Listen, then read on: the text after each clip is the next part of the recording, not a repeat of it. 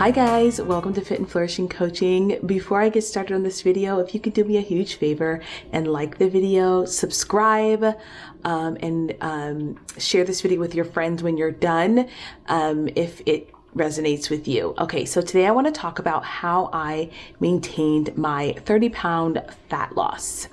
The first thing I did was I stopped having cheat days. Yes, I know it is all the rage to have a cheat day. It's like, okay, I'm good Monday through Friday or Monday through Saturday, and I have a cheat day on Sunday. But what this does is it creates this binge restrict cycle where you inevitably overcompensate and you actually end up eating more calories on average than you would if you just ate things in moderation during the week. What I found with clients is that when I give them cheat days, they tend to go overboard on cheat days because it's a full day. So you could be eating 7,000 calories a day if you're the kind of person who can handle that, and it's really derailing their progress. Instead, what I did was I said I could have what I wanted to eat, but I couldn't stuff myself with it. Okay, so I eat things in moderation. There's no such thing as a cheat day because that implies that I've done something bad, that I've done something that I shouldn't have. And that brings a lot of shame and guilt. And that in and of itself continue in this self-sabotaging spiral. So the first thing was I got rid of cheat days. There's no cheat days. There's no cheat meals. My personal philosophy is 80% of the time I nourish my body, 20% of the time I nourish my soul, and I work out like an athlete. That's it.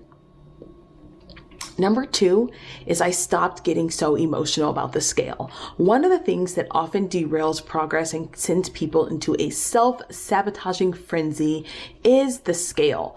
It's, oh, today I was 151. Yesterday I was 149. Why did the scale go up? I must be gaining fat. How could this be? And the reality is that fat loss is a process and the scale doesn't represent that process. So what happens when you lose fat is your cells are a certain size.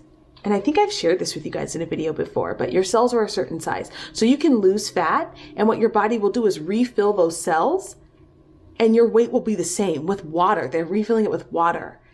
And then the water is released, and then you shrink, and then the scale goes down. So there are often times where the scale may go up and down, which is very natural. But in the height of my stress eating and disordered eating and binging and restricting, it was like if the scale went up or the scale went down, it was a problem. And that doesn't bode well long-term for your psyche. So understanding that, you know what, the scale's going to go up and down.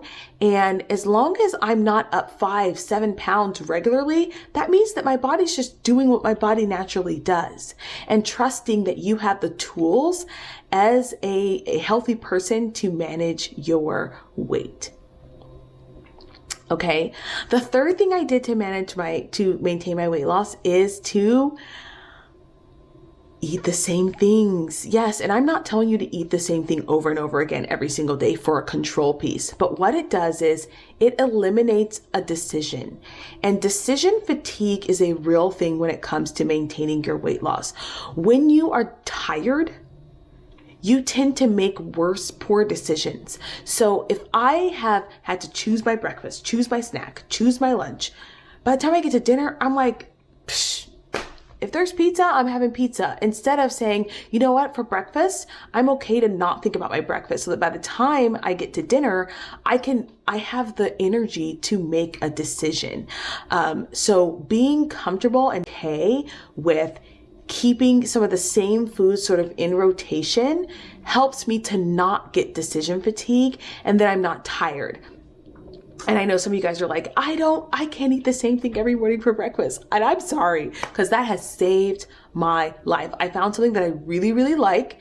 And I usually stick to that for about 2 months and then I move on. So like last month, I was having turkey sausage, eggs, and sourdough toast for breakfast every single morning. And this month right now, it's eggs and paleo blueberry waffles. And I've had that for almost a month. And so what it does is it takes away the stress of thinking about what I'm going to eat. Instead, I can put that energy into my work, into my clients, and also into another meal in the day. Okay. And the last thing I do to maintain my weight loss is to journal. Yes, because I am someone who understands the power of emotions and food together, I know that it is important to release emotions. And I tend to do that by journaling. So I write out in the morning or at night how I'm feeling, how my day went. I free journal. I have journal prompts if you're interested in those. Those are in my Mindset Makeover. And I just write things out. And it helps me to decompress so that I'm not looking towards food or something else to give me the satisfaction and the relief that I need. Okay, so those are my tips for how I maintain my 30-pound fat loss. If you enjoyed this video, again, please like and subscribe and share this with someone. Okay, have a great day. Bye.